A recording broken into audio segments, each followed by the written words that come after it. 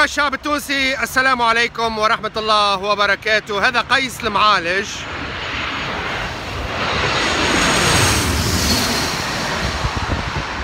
هذا قيس المعالج يسقط كذبة ومسرحية محمود شيخ روحو ومؤسسة التليلي. يسقط مسرحية الطائرة قبل إقلاعها. وهذا الفيديو اللي هما قالوا مش يعملوا ندوة صحفية ولا سيمينار كما سموه يوم السبت 28 جانفي لتكذيب قيس المعالج. لما الصفحة متاعي زاروها 1.5 مليون تونسي، لتكذيب قيس المعالج وأنه الرئيس الشرعي زين العابدين بن علي وقع اغتياله يوم 14 جانفي 2011، ثم بقيت الجثة في ثلاجة الأموات ودفنت في جنازة مليونية يوم 8 فيفري 2013 في قبر سمي لشكري بالعيد. هذا كذب وكذب وكذب، وانا نقول لكم اللي هو كذب. واليوم في هذا الفيديو مش نوريكم انهم يكذبوا عليكم وما زالوا يحبوا يكذبوا عليكم.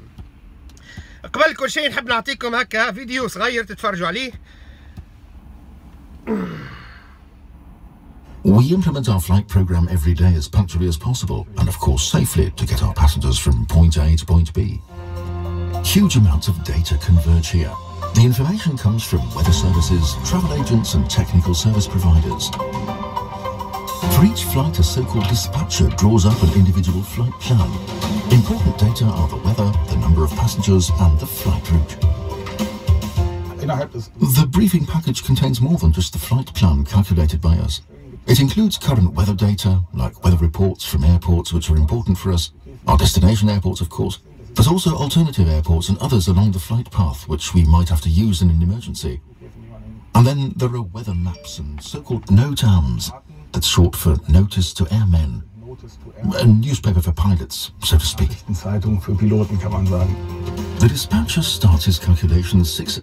لذلك يا محمود شيخ روحو ومؤسسة التليلي، قبل ما تكذبوا على الشعب التونسي البسيط، فما عباد تعرف وفما عباد بسطاء.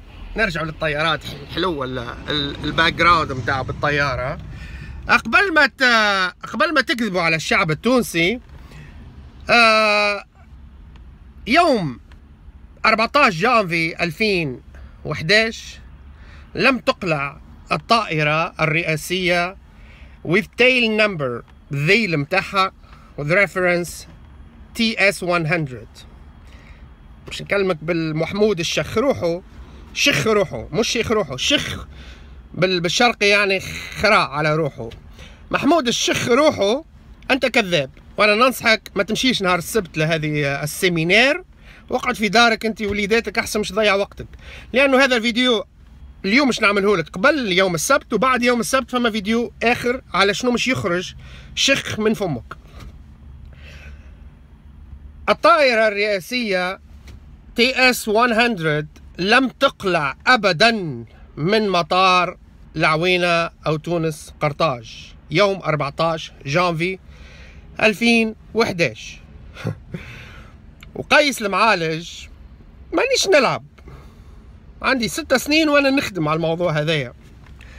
وصلت للديسباتش متاعكم في ديوان المطارات الديوان الموانئ الجوية في تونس، وصلت قلت لهم اعطيوني البلان دو